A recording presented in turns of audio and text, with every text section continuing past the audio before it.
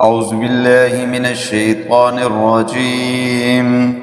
بسم الله الرحمن الرحيم.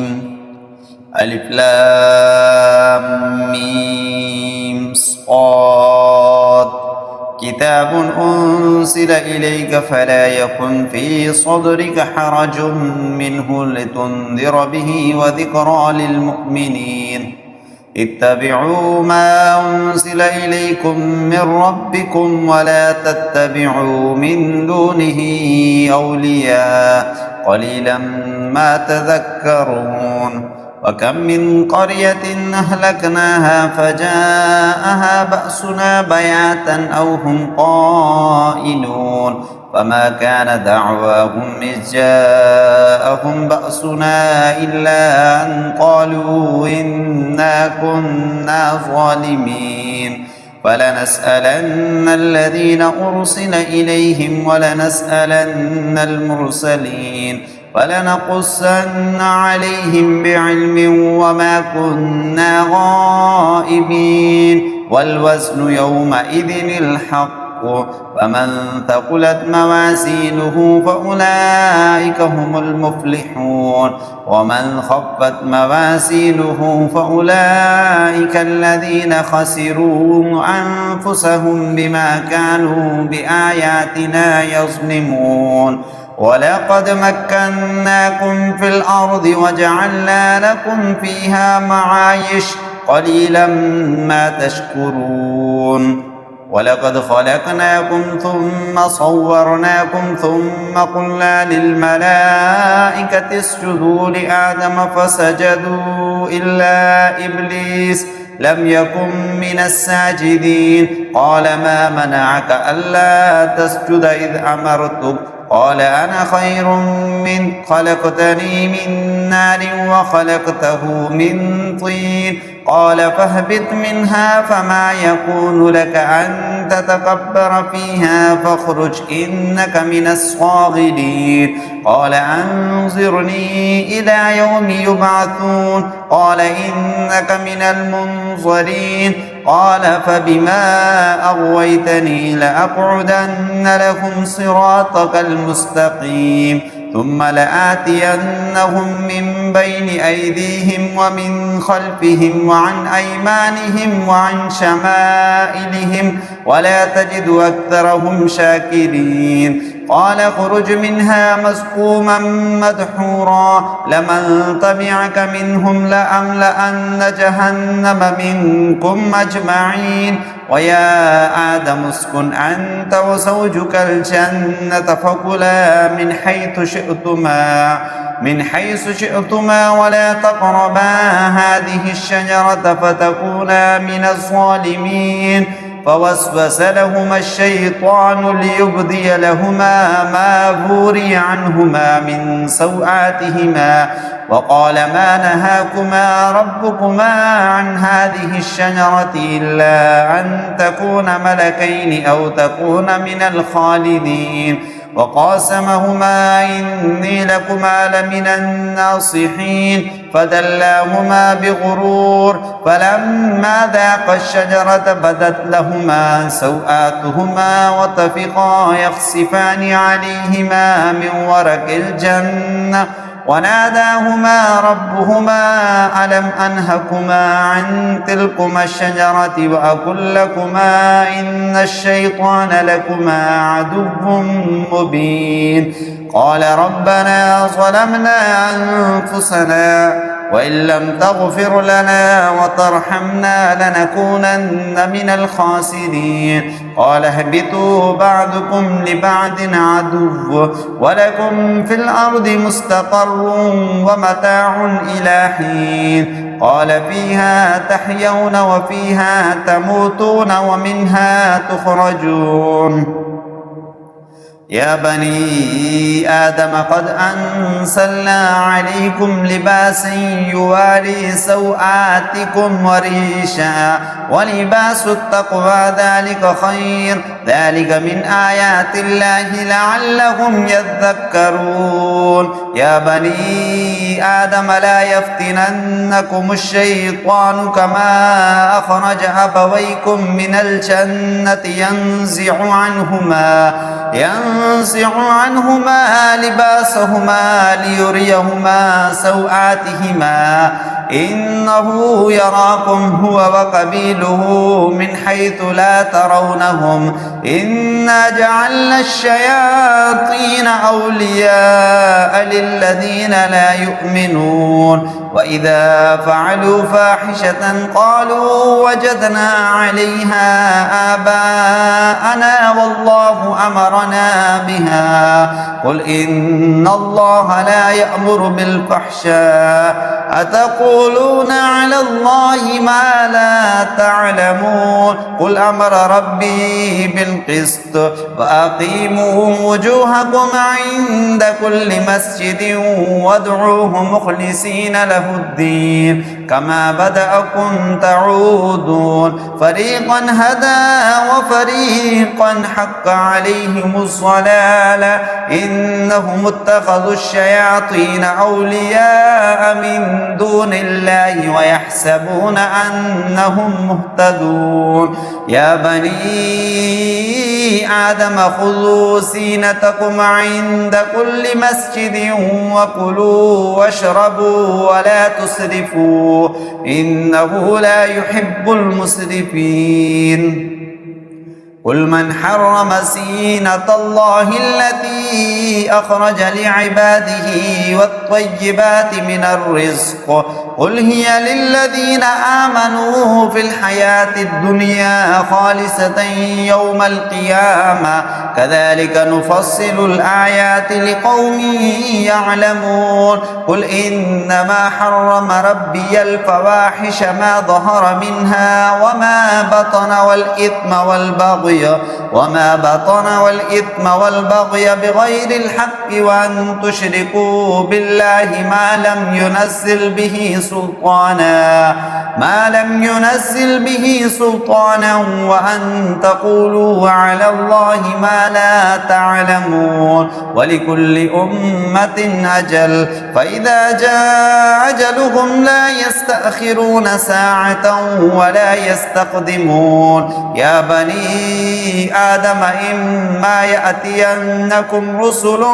منكم يقصون عليكم آياتي فمن اتقى وأصلح فلا خوف عليهم ولا هم يحزنون والذين كذبوا بآياتنا واستكبروا عنها أولئك أصحاب النار هم فيها خالدون فمن أظلم ممن افترى على الله كذبا أو كذب بآياته أولئك ينالهم نصيبهم من الكتاب حتى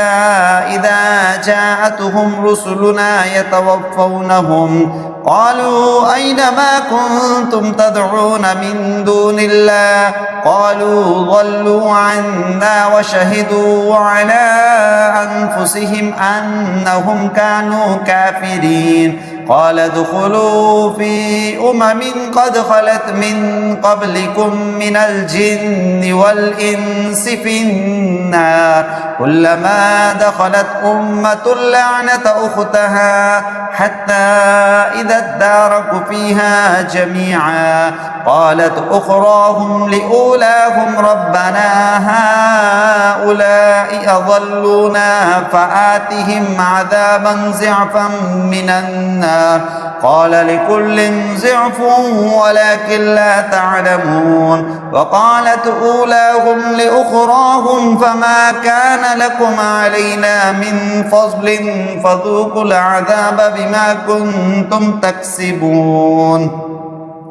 إن الذين كذبوا بآياتنا واستكبروا عنها لا تفتح لهم أبواب السماء ولا يدخلون الجنة حتى يلج الجمل في سم الخياط وكذلك نجزي المجرمين لهم من جهنم مهاد ومن فوقهم غواش وكذلك نجزي الظالمين والذين آمنوا وعملوا الصالحات لا نكلف نفسا إلا وسعها أولئك أصحاب الجنة هم فيها خالدون ونزعنا ما في صدورهم من غل تجري من تحتهم الأنهار وقالوا الحمد لله الذي هدانا لهذا وما كنا لنهتدي لولا أن هدانا الله لقد جاءت رسل ربنا بالحق ونودوا أن تلكم الجنة أورثتموها بما كنتم تعملون ونادى أصحاب الجنة أصحاب النار أن قد وجدنا ما وعدنا ربنا حقا فهل وجدتم ما وعد ربكم حقا قالوا نعم فأذن مؤذن بينهم اللعنة الله على الظالمين الذين يصدون عن سبيل الله ويبغونها عوجا وهم بالآخرة كافرون وبينهما حجاب وعلى الأعراف رجال يعرفون كلا بسيماهم ونادوا أصحاب الجنة أن سلام عليكم لم يدخلوها وهم يطمعون وإذا صرفت أبصارهم تلقاء أصحاب النار قالوا ربنا لا تجعلنا مع القوم الظالمين ونادى أصحاب الأعراف رجالا يعرفونهم بسيماهم قالوا ما أغنى عنكم جمعكم وما كنتم تستكبرون أهؤلاء الذين أقسمتم لا ينالهم الله برحمة ادخلوا الجنة لا خوف عليكم ولا أنتم تحزنون ونادى أصحاب النار أصحاب الجنة أن أفيضوا علينا من الماء أو مما رزقهم الله قالوا إن الله حرمهما على الكافرين الذين اتخذوا دينهم لهوا ولعبا وغرتهم الحياة الدنيا فاليوم ننساهم كما نسوا لقاء يومهم هذا وما كانوا بآياتنا يجحدون ولقد جئناهم بكتاب فصلناه على علم هدى ورحمة لقوم يؤمنون هل ينظرون إلا تأويله يوم يأتي تأويله يقول الذين نسوه من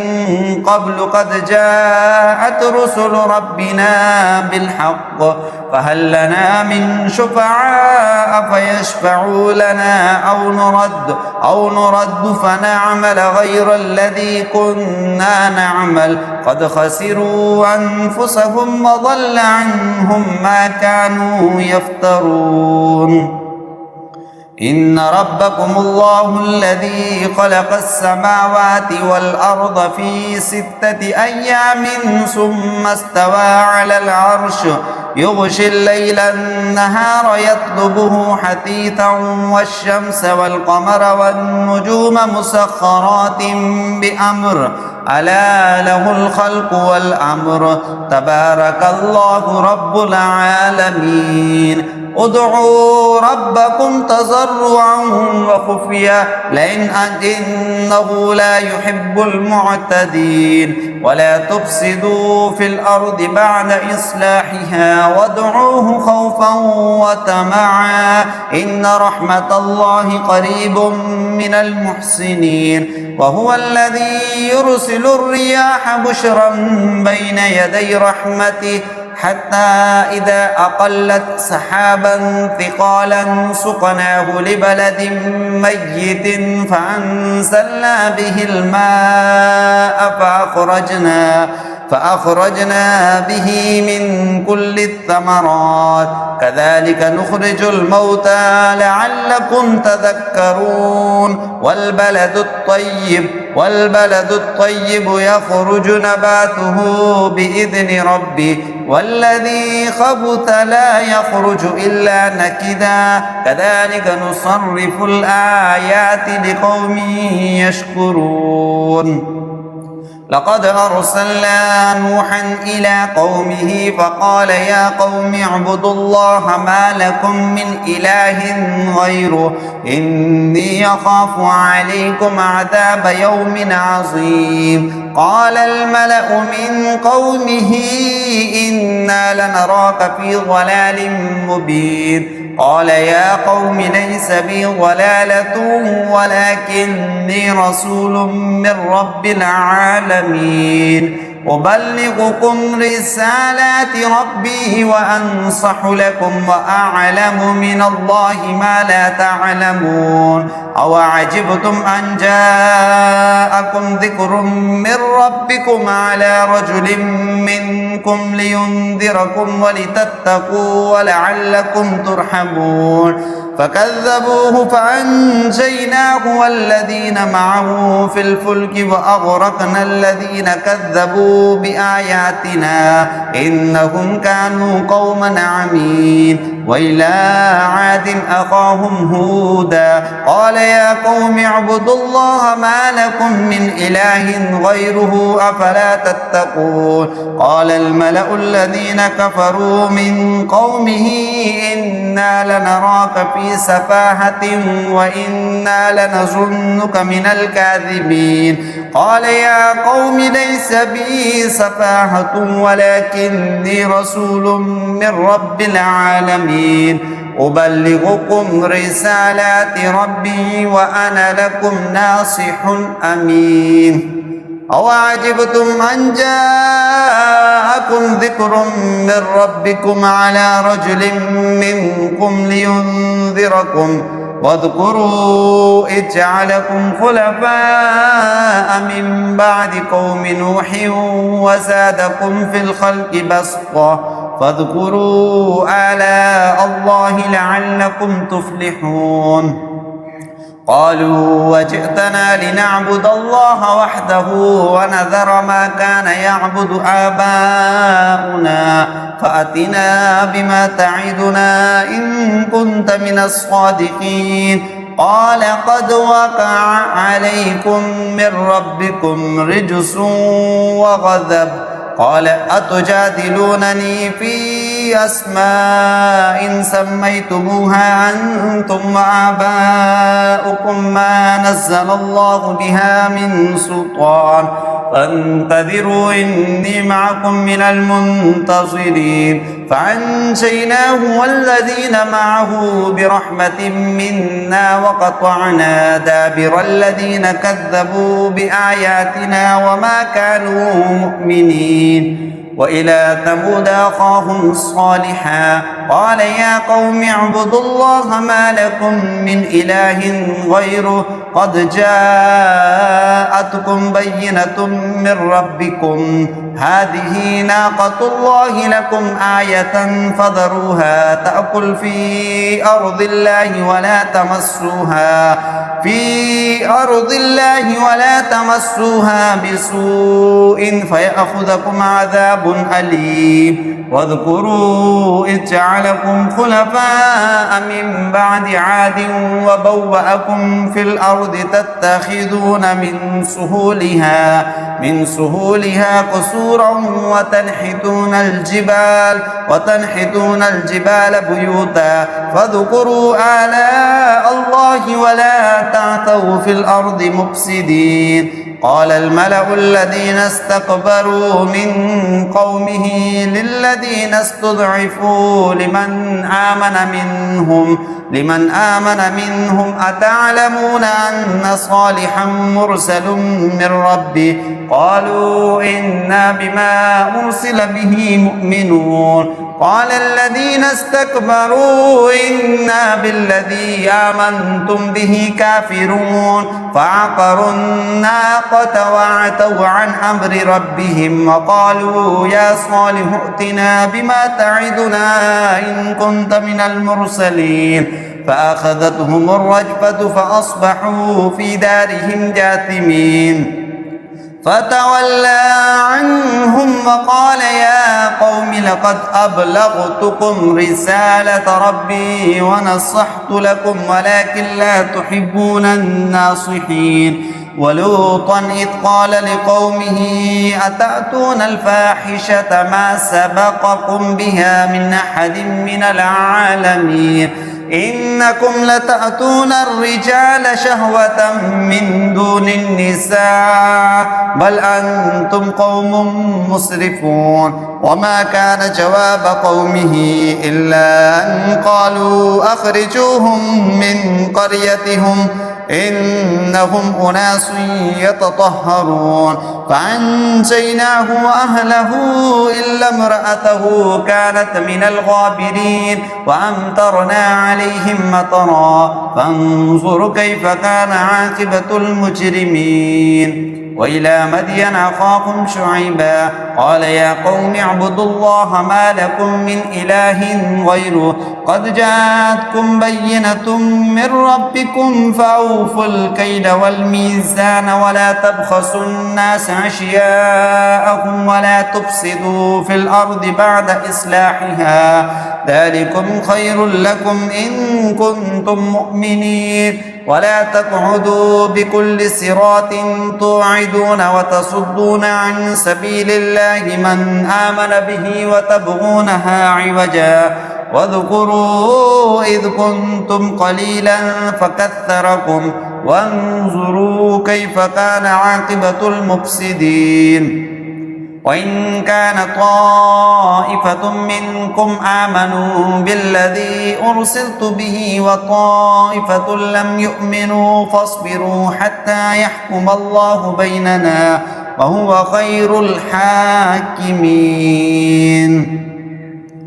قال الملأ الذين استكبروا من قومه لنخرجنك يا شعيب والذين آمنوا معك من قريتنا أو لتعودن في ملتنا قال أولو كنا كارهين قد افترينا على الله كذبا إن عدنا في ملتكم بعد إذ نجانا الله منها وما يكون لنا أن نعود فيها إلا أن يشاء الله ربنا وسع ربنا كل شيء علما على الله توكلنا ربنا افتح بيننا وبين قومنا بالحق وأنت خير الفاتحين وقال الملأ الذين كفروا من قومه لئن اتبعتم شعيبا إنكم إذا لخاسرون فأخذتهم الرجفة فأصبحوا في دارهم جاثمين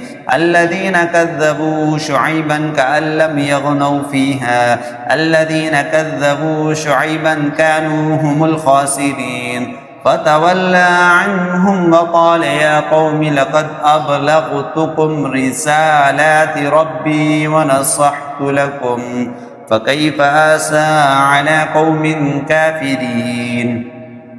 وما أرسلنا في قرية من نبي إلا أخذنا أهلها بالبأساء والضراء لعلهم يضرعون ثم بدلنا مكان السيئة الحسنة حتى عفوا وقالوا قد مس آباءنا الضراء والسراء والسراء فأخذناهم بغتة وهم لا يشعرون ولو أن أهل القرى آمنوا واتقوا لفتحنا عليهم بركات من السماء والأرض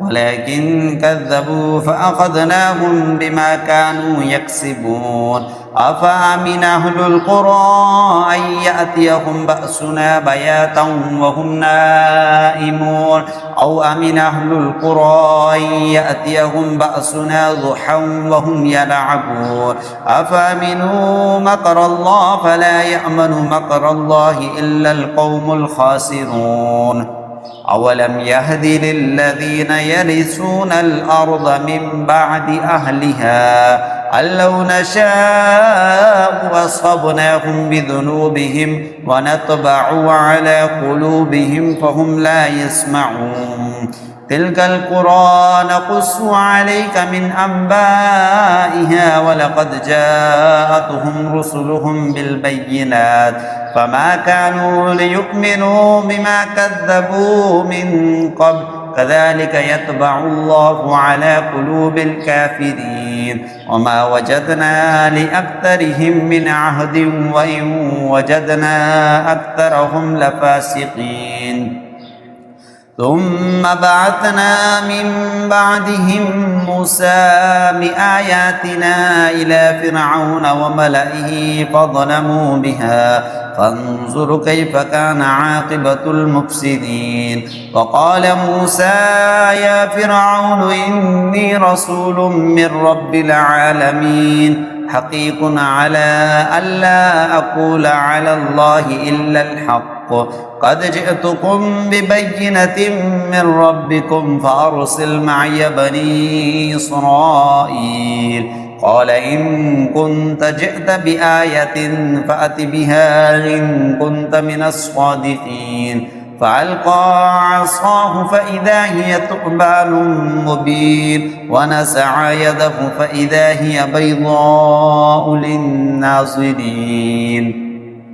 قال الملأ من قوم فرعون إن هذا لساحر عليم يريد أن يخرجكم من أرضكم فماذا تأمرون قالوا أرجع وأخاه وأرسل في المدائن حاشرين يأتوك بكل ساحر عليم وجاء السحرة فرعون قالوا إنا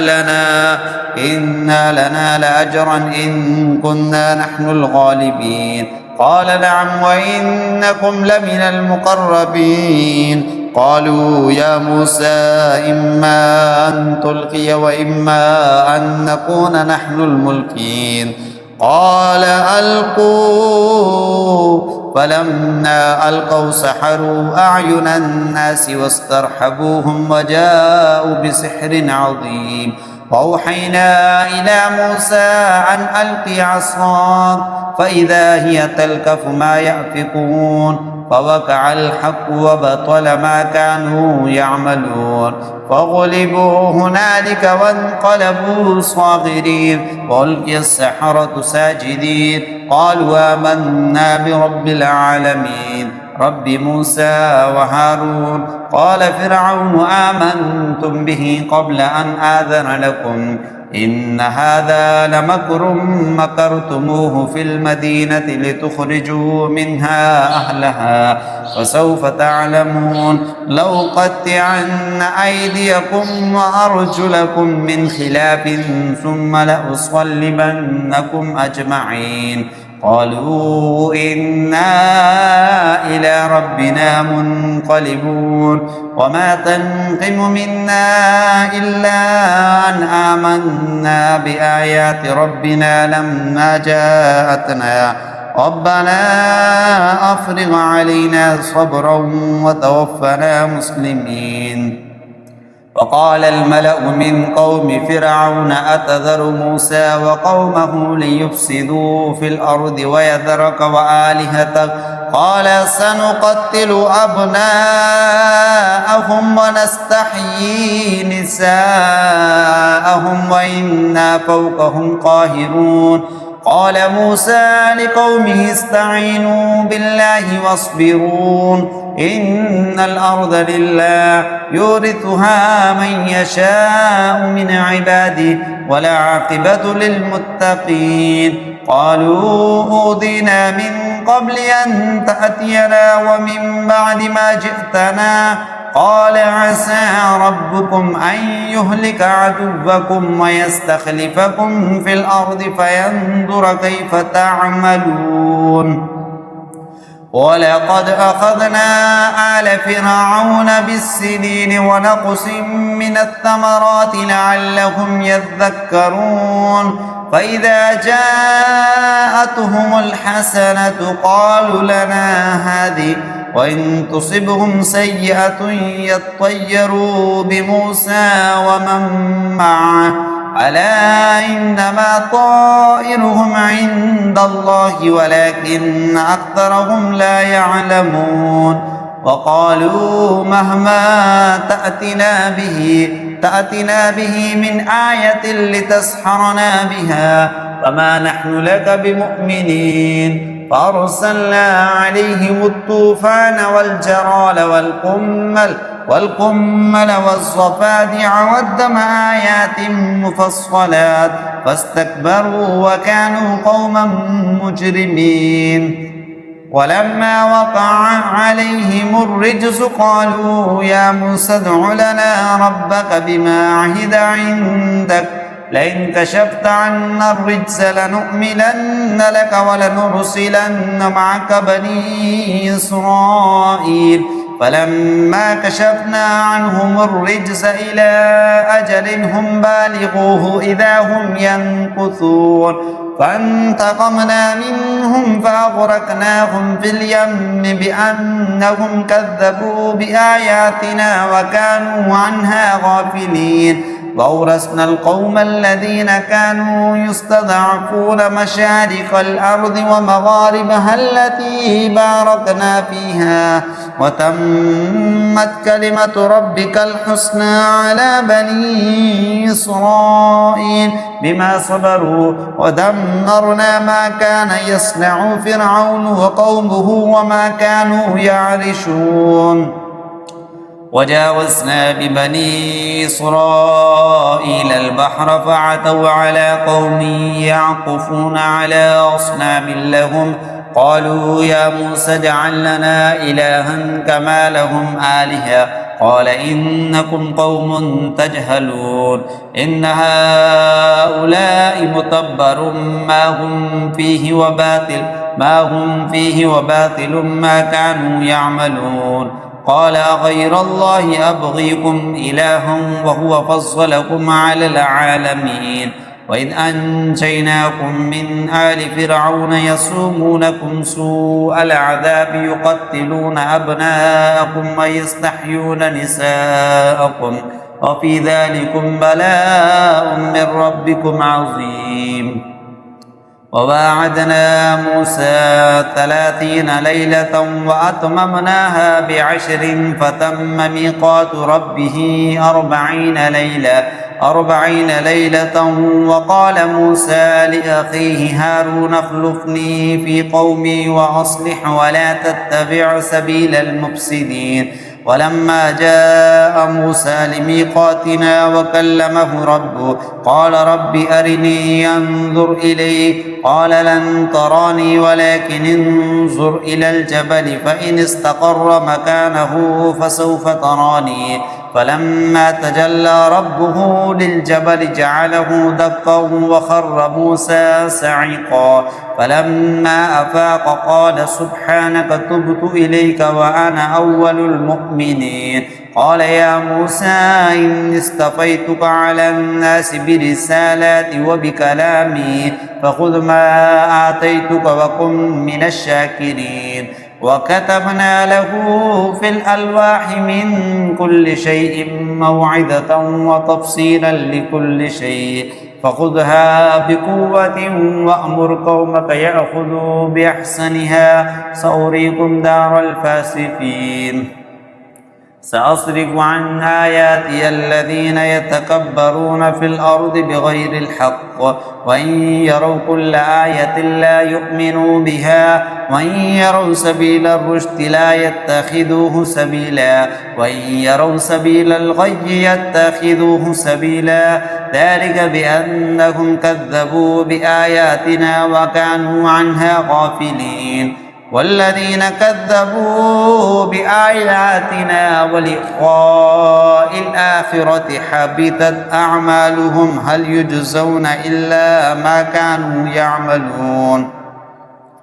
واتخذ قوم موسى من بعده من حليهم عجلا جسدا له خوار ألم يروا أنه لا يكلمهم ولا يهديهم سبيلا اتخذوه وكانوا ظالمين ولما سقط في أيديهم ورأوا أنهم قد ضلوا قالوا لئن لم يرحمنا ربنا ويغفر لنا لنكونن من الخاسرين ولما رجع موسى إلى قومه غضبان آسفا قال بئس ما خلفتموني من بعدي أعجلتم أمر ربكم وألقى الألواح وأخذ برأس أخيه يجره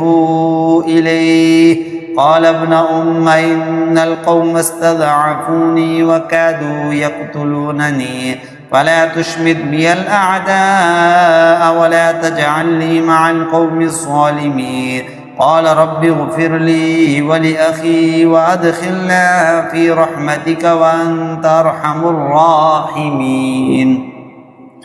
إن الذين اتخذوا العجل سينالهم غضب من ربهم وذلة في الحياة الدنيا وكذلك نجزي المفترين والذين عملوا السيئات ثم تابوا من بعدها وآمنوا إن ربك من بعدها لغفور رحيم ولما سكت عن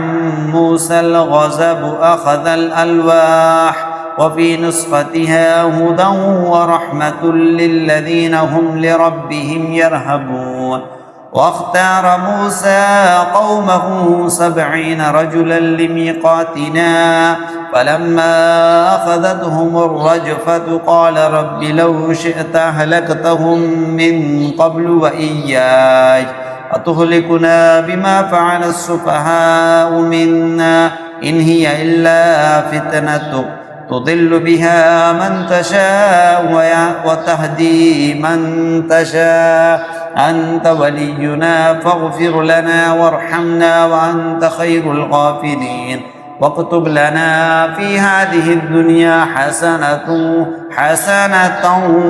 وفي الآخرة إنا هدنا إليك قال عذابي أصيب به من أشاء ورحمتي وسعت كل شيء فسأكتبها للذين يتقون ويؤتون الزكاة والذين هم بآياتنا يؤمنون الذين يتبعون الرسول النبي الأمي الذي يجدونه مكتوبا عندهم في التوراة والإنجيل يأمرهم بالمعروف وينهاهم عن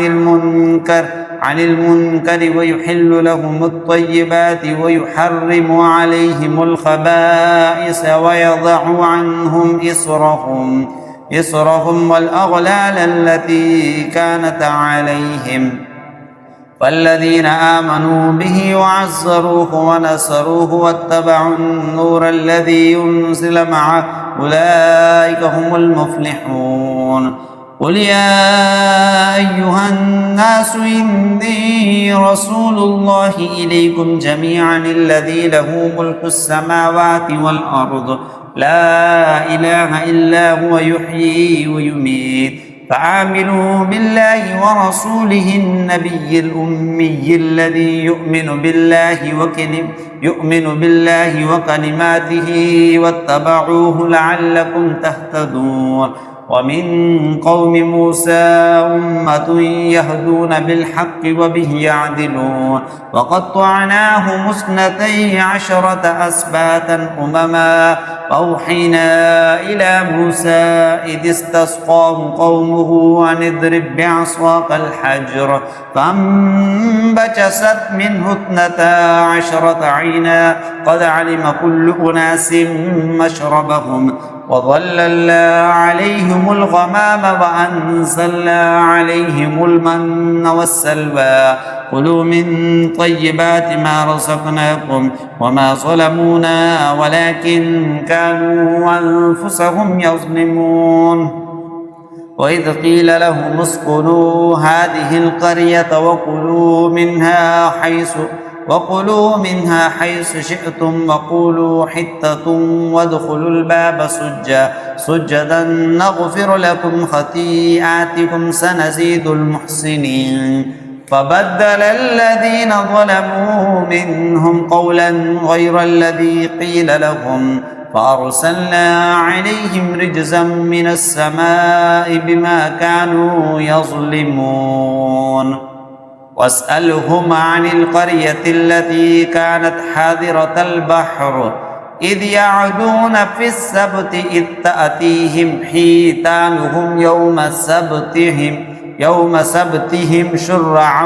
ويوم لا يسبتون لا تأتيهم كذلك نبلوهم بما كانوا يفسقون وإذ قالت أمة منهم لم تعدون قوما الله مهلكهم أو معذبهم عذابا شديدا قالوا معذرة إلى ربكم ولعلهم يتقون فلما نسوا ما ذكروا به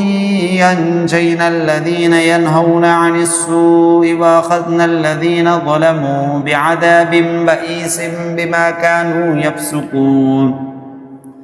فلما عتوا عما نهوا عنه قلنا لهم كونوا قردة خاسئين وإذ تأذن ربك ليبعثن عليهم إلى يوم القيامة من يسومهم سوء العذاب إن ربك لسريع العقاب وإنه لغفور رحيم وقطعناهم في الأرض أمما منهم الصالحون ومنهم دون ذلك وبلوناهم بالحسنات والسيئات لعلهم يرجعون فخلف من بعدهم خلف ورثوا الكتاب يأخذون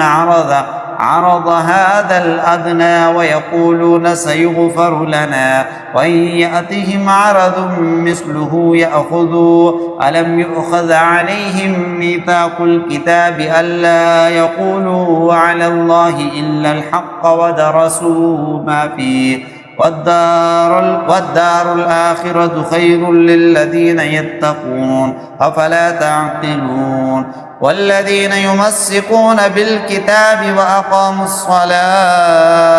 إنا لا نضيع أجر المصلحين وإذ نتقنا الجبل فوقهم كأنه ظلة وظنوا أنه واقع بهم خذوا ما آتيناكم بقوة واذكروا ما فيه لعلكم تتقون وإذ أخذ ربك من بني آدم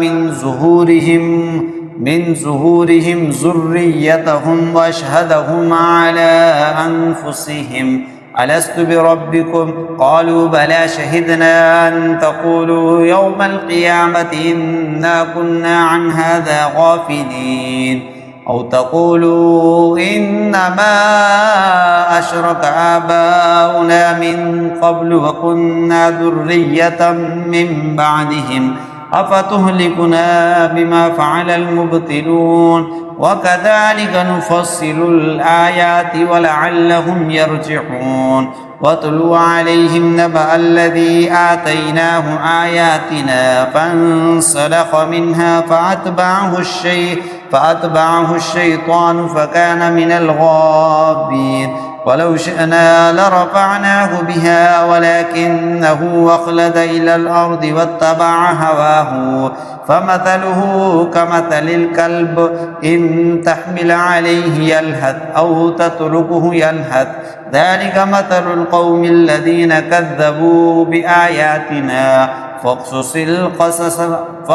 القصص لعلهم يتفكرون ساء مثلا القوم الذين كذبوا بآياتنا وأنفسهم كانوا يظلمون من يهد الله فهو المهتدي ومن يضلل فأولئك هم الخاسرون ولقد زرعنا لجهنم كثيرا من الجن والإنس لهم قلوب لا يفقهون بها ولهم أعين لا يبصرون بها ولهم آذان لا يسمعون بها أولئك كالأنعام بل هم أضل أولئك هم الغافلون ولله الأسماء الحسنى فادعوه بها وذروا الذين يلحدون في أسمائه سيجزون ما كانوا يعملون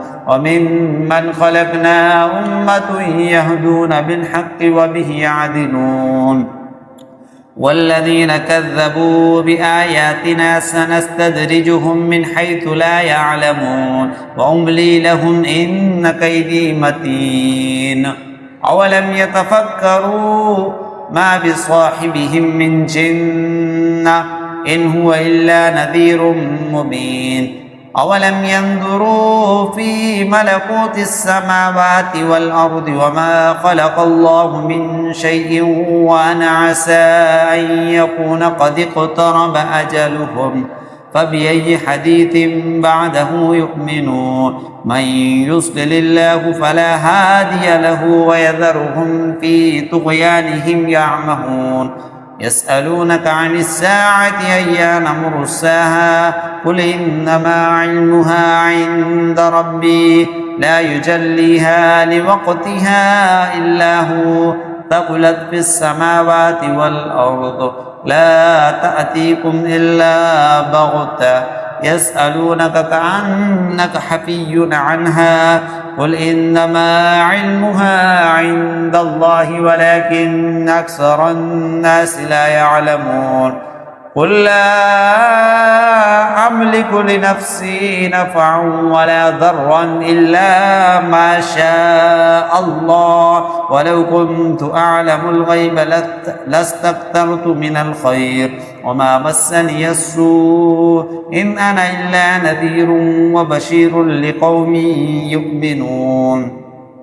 هو الذي خلقكم من نفس واحدة وجعل منها زوجها ليسكن إليها فلما تغشاها حملت حملا خفيفا فمرت به فلما أثقلت دعوى الله ربهما لئن آتيتنا صالحا لنكونن من الشاكرين فلما آتاهما صالحا جعل له شركاء فيما آتاهما فتعالى الله عما يشركون أيشركون ما لا يخلق شيئا وهم يخلقون ولا يستطيعون لهم نصرا ولا أنفسهم ينصرون وإن تدعوهم إلى الهدى لا يتبعوكم سواء عليكم أدعوتموهم أم أنتم صامتون إن الذين تدعون من دون الله عباد أمثالكم فادعوهم فليستجيبوا لكم إن كنتم صادقين ألهم أرجل يمشون بها أم لهم أيدي يبطشون بها أم لهم أعين يبصرون بها أم لهم آذان يسمعون بها قل ادعوا شركاءكم ثم كيدون فلا تنظرون إن وليي الله الذي نزل الكتاب وهو يتولى الصالحين والذين تدعون من دونه لا يستطيعون نصركم ولا أنفسهم ينصرون وإن تدعوهم إلى الهدى لا يسمعون وتراهم ينظرون إليك وهم لا يبصرون خذ العفو وأمر بالعرف وأعرض عن الجاهلين وإما ينزغنك من الشيطان نزغ فاستعذ بالله إنه سميع عليم إن الذين اتقوا إذا مسهم طائف من الشيطان تذكروا فإذا هم مبصرون وإخوانهم يمدونهم في الغي ثم لا يقصرون وإذا لم تأتيهم بآية قالوا لولا اجتبيتها قل إنما أتبع ما يوحى إلي من ربي هذا بصائر من ربكم وهدى ورحمة لقوم يؤمنون وإذا قرئ القرآن فاستمعوا له وأنصتوا لعلكم ترحمون واذكر ربك في نفسك تضرعا وخيفة ودون الجهر من القول بالغدو والآصال ولا تكن من الغافلين إن الذين عند ربك لا يستكبرون عن عبادته ويسبحونه وله يسجدون صدق الله العظيم.